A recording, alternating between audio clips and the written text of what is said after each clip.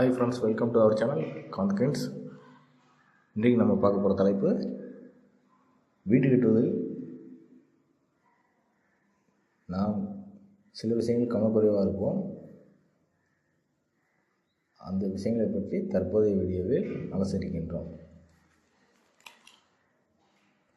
அதாவது மெயினாக பார்க்க போனோம்னா, இப்போ மொட்டை மாடி தார்ஸ் எனப்படும் மொட்டை மாடியில் சுருக்கி அடிக்காமல் தற்போது கூலிங் தட்டோடு போட்டுக்கிட்டாங்க.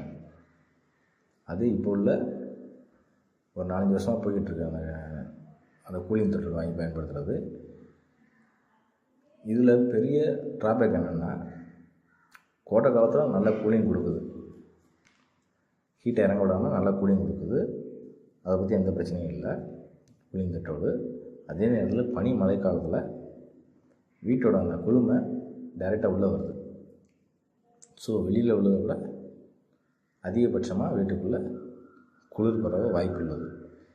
இது நார்மலாக உள்ளவங்களுக்கு ஒரு ட்ரபிளையும் கொடுக்காது. இதே இது வயதானவர் உடல்நிலை சரியில்லாதவருக்கு பாதிப்பு கொண்டு போகணும். அதனால் அந்த கூலிங் டைல்ஸு சுருக்கி அடிக்கிறதுக்கு முன்னாடி போடுறதா சுருக்கி இல்லாமல் போடுறதா அப்படிங்கிறத நல்லா முடிவு பண்ணிவிட்டு அதுக்கப்புறம் யூஸ் பண்ணுங்கள்.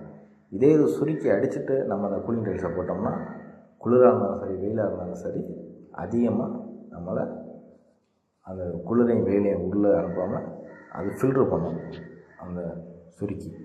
ஸோ அதை எப்படி பயன்படுத்துகிறத முடிவு பண்ணிவிட்டு அதுக்கப்புறம் போடுங்க. இல்லைன்னா 1-2 வேலை ஆகும்.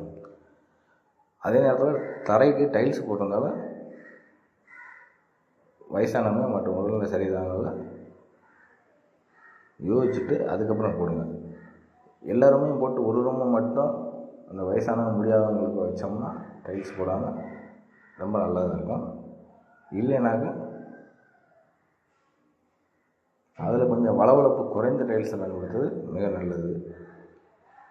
அதே நேரத்தில் மேலே கூலிங் தட்டோடு தான் போடுறோம்னா ஒரு ரூமை மட்டும் மென்ஷன் பண்ணி அந்த ஒரு ரூமுக்கு உள்ள அளவுக்கு சுருக்கியை போட்டு நார்மல் தட்டோடு போட்டால் அந்த ரூமுக்கு மட்டும் அந்த கூலிங் அதிகம் கிடைக்காமல் கொஞ்சம் நார்மல் கூலிங் கிடைக்கும்.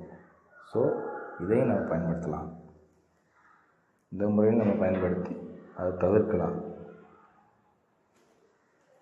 முடிஞ்சளவு டைல்ஸை வளவளப்பு இல்லாமல் கொஞ்சம் கிரிப்புள்ள டைல்ஸுகளை தரைக்கு பயன்படுத்துங்க.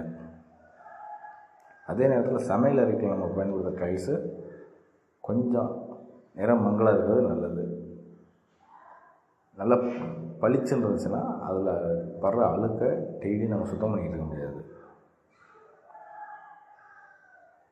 வாரத்துக்கு ஒரு தடவை க்ளீன் பண்ணுறது மாதிரி கொஞ்சம் நிறம் மங்கள உள்ள டைல்ஸில் யூஸ் பண்ணுறது ரொம்ப நல்லது.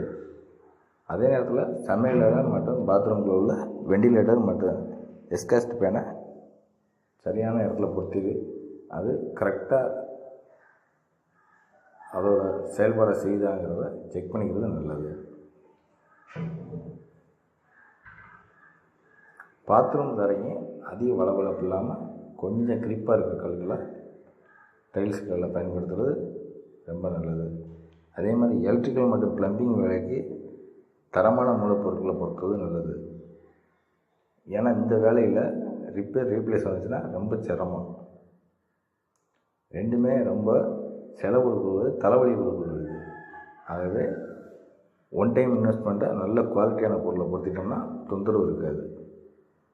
அதே நேரத்தில் மெயின் மீட்ரு நம்ம இருந்தாலும் இல்லைனாலும் இபி ரீடிங் எடுக்கக்கூடிய அளவுக்கு வெளியிலேருந்து பார்த்தாலே தெரியக்கூடிய அளவுக்கு அந்த இபி ரீடிங் மீட்டரை பொருத்திக்கிறது ரொம்ப நல்லது. இல்லைனாக்கா ஆன்லைன் டபுள் சார்ஜாக பணம் கட்டிக்கிட்டே இருக்க வேண்டியிருக்கும் மாதம். ஸோ அந்த இடத்தையும் டிசைட் பண்ணிக்கிட்டு இபி மீட்டரை பொருத்துறது ரொம்ப நல்லது. அதே நேரத்தில் செப்டி டேங்கு மற்றும் மேலே வைக்கிற தண்ணி தொட்டியாக இருந்தாலும் சிண்டெக்ஸாக இருந்தாலும் அதை எப்படி வைக்கிறதுங்கிறத செட் பண்ணிக்கோங்க. செப்டி டேங்கை பொறுத்த மட்டும் வெளி தண்ணி உள்ளே வராத அளவுக்கு பார்த்துக்கிறது ரொம்ப நல்லது. சப்போஸ் வெளி தண்ணி உள்ளே வந்துச்சுன்னா அடிக்கடி நிரம்பும், அடிக்கடி அதை க்ளீன் பண்ணிக்கிட்டே இருக்க வேண்டியிருக்கும். ஸோ தேவையற்ற செலவு. அதே நேரத்தில் நீர்நிலை நீர்த்தக்கு தொட்டி நீர் கசிவு எதுவும் இருக்கான்னு பார்த்துக்கணும். சிமெண்ட் வச்சு கட்டினோம்னா அதை நல்லா பூச்சிட்டு அது தண்ணி எதுவும் வடியுதா இல்லை கீழே நீர் கசிவு எதுவும் உண்டாகுதா அப்படின்னு சொல்லிட்டு அதை செக் பண்ணிக்கலாம். அந்த நீர் கசிவு எதுவும் இல்லாத அளவுக்கு கட்டும்போதே காங்கிரீட்லேயே கெமிக்கல் கலவை கட்டிட்டோம்னா அந்த நீர் கசிவை வரவிடாது. அதுக்கு தற்போது புதிய ரக கெமிக்கல் பெயிண்ட் கடைகளில் கிடைக்கின்றது. மேலும் சிண்டெக்ஸ் பயன்படுத்தினோம்னா தரைக்கும் சிண்டெக்ஸும் இடைப்பட்ட இடத்துல ஒரு ரப்பர் ஷீட்டு பயன்படுத்தினோம்னா அது தண்ணி அவ்வளோ சீக்கிரம் கீழே விடாது. அதே நேரத்தில் வீட்டை சுற்றி காம்பவுண்ட் வால் பயன்படுத்துகிறாங்கன்னா செங்கலை வச்சு கட்டாமல் ரெடிமேட் காம்பவுண்ட் வாலை நமக்கு தேவையான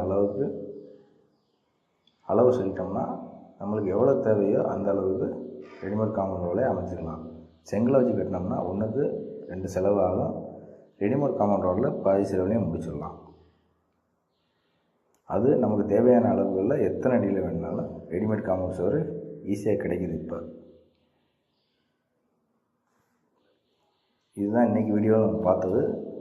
வரக்கூடிய வீடியோக்களில் இன்னும் சில விஷயங்களில் தெளிவாக பார்க்கலாம். தேங்க்யூ ஃபார் வாட்சிங். இந்த வீடியோ பிடிச்சினா லைக் பண்ணுங்கள், ஷேர் பண்ணுங்கள், கமெண்ட் பண்ணுங்கள், சப்ஸ்கிரைப் பண்ணுங்கள். இனிமேல் இன்னொரு நல்ல வீடியோவில் மீண்டும் நம்ம சந்திக்கலாம். இந்த வீடியோவில் எதுவும் குறை இருந்தாலோ ட்ராபேக் இருந்தாலும் டிஸ்லைக் பண்ணுங்கள். அதுக்குள்ளே ரீசனை சொல்லிவிட்டேன். தேங்க்யூ ஃபார் வாட்சிங்.